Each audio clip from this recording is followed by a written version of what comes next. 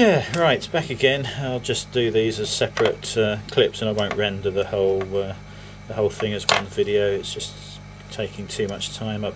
Well, you saw that one come off, and it definitely took less chip quick than yesterday's. The other thing I showed yesterday, which wasn't entirely the best method, was you can scrape the chip quick into a ball, depending on how much you put on there, and just lift it off. Now, as another member kindly pointed out, it's much better to scrape the chip quick off onto a part of the board that doesn't have pads and tracks.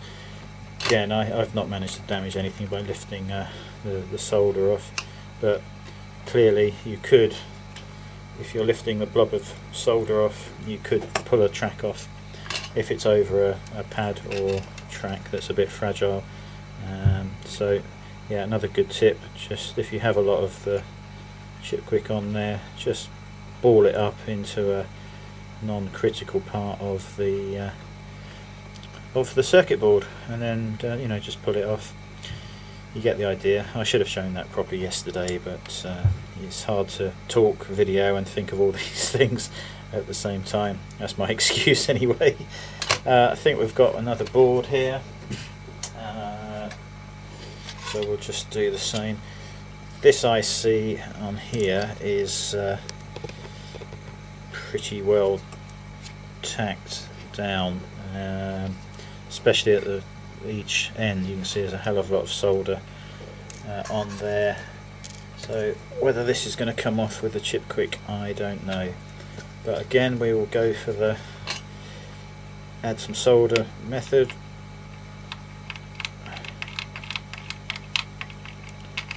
It's also been mentioned about reclaiming the chip quick. Can you you know, collect the solder that you've used and perhaps add some flux to it and reuse it? And it's yeah, it's an interesting question.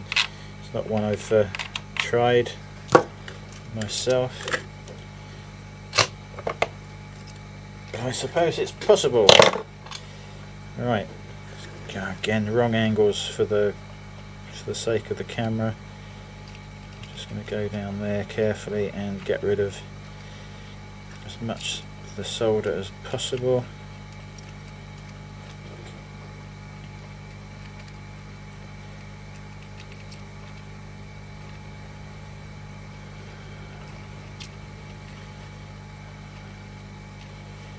Right, that's as much as I can go off with the braid.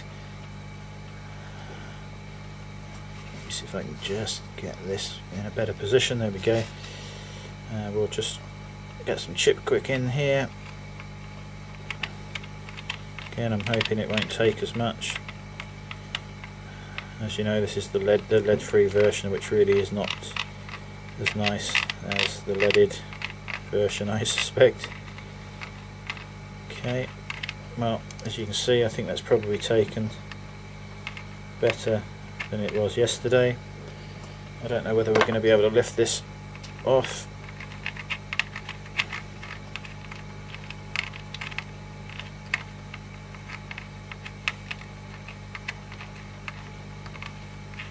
In fact, it probably could do with a touch more on there. Or this could be a chip with a heatsink, you know, ground plane. Just going to put a little bit more down on this side.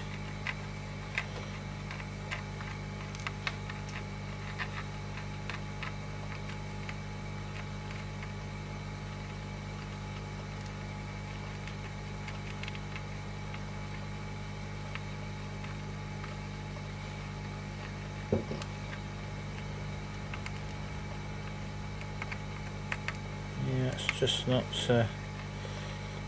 releasing.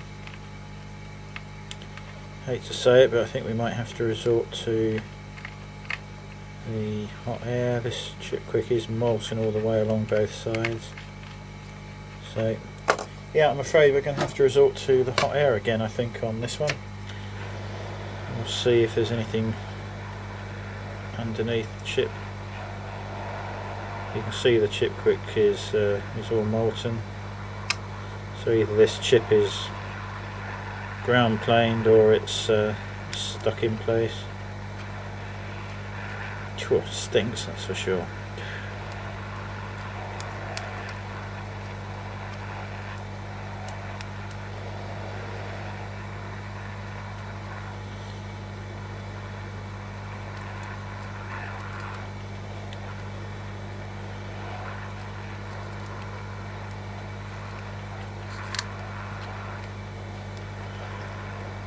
I'm being a bit rough with this. I wouldn't normally be tweaking it like this. It's obvious that it's going to come off, but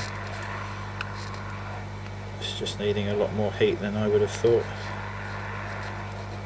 Stuck on down this end, I think. You can see smoke coming off of the underneath of the board, perhaps.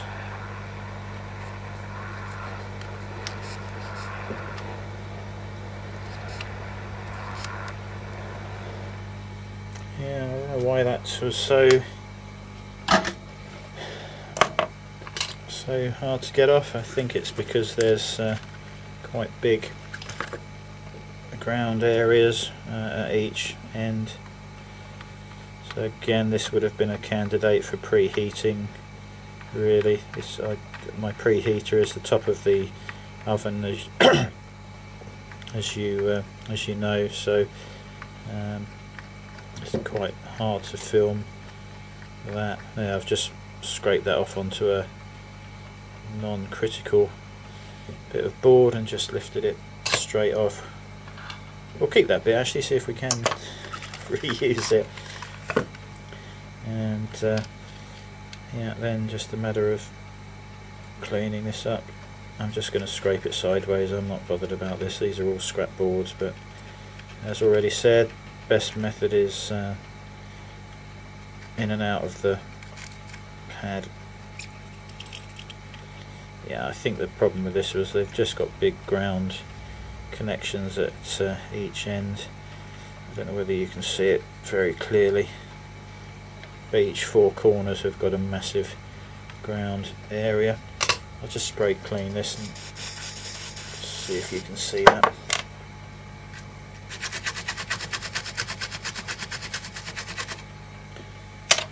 I'm just going to spin this board around and hopefully give you a better... Yeah, if you look at each end, you've got whopping great pads, and that was the problem. That was just sticking to each corner. So that definitely needed a bit of preheat on it. The reason it was smoking is underneath and on the other side we've got a couple of electrolytics that would have been removed before that process happened. So yeah, so yes, Evan, thank you, you're definitely right. It's the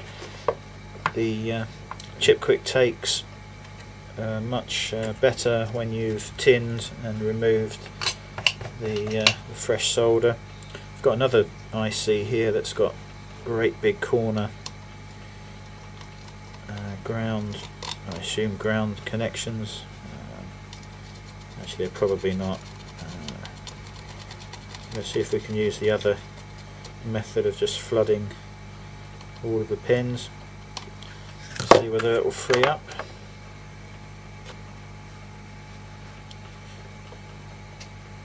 Spin up.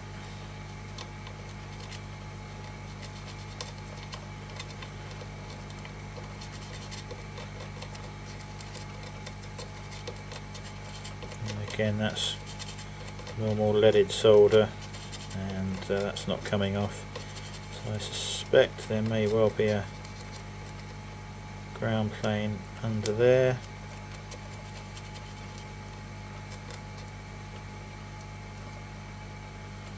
And if you hold the iron on it, you might be able to bring the chip up to temperature like that. And in fact, I don't think this did have a... No, there is no ground plane. I think it was stuck on in this particular instance. So yeah,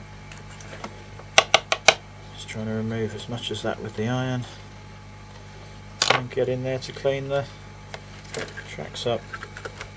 Yeah, so ideally you need good soldering iron, some chip quick and a hot air station, even if it's just one of the cheapy ones like I've got here, and a preheater, either a proper dedicated preheater or a oven top hob sort of version like the one I use here. So yeah, I think that's just probably improved on some of the methods that we were messing around with yesterday, and can't overestimate the benefit of preheating these things if you can. Sometimes it's not practical depending on what's on the other side and the size of the board and things like that, and mostly flooding the pins or using chip quick or the hot air will get the IC actually off. Now we've got a couple of bits of chip quick here in balls. Now I'm just wondering whether you can actually use that again. So I'm going to see if we can get it molten around that pin. We'll just pop a bit of liquid flux on there, and yeah, let's see what happens. Let me get that on the screen. There we go. So a bit of flux in there.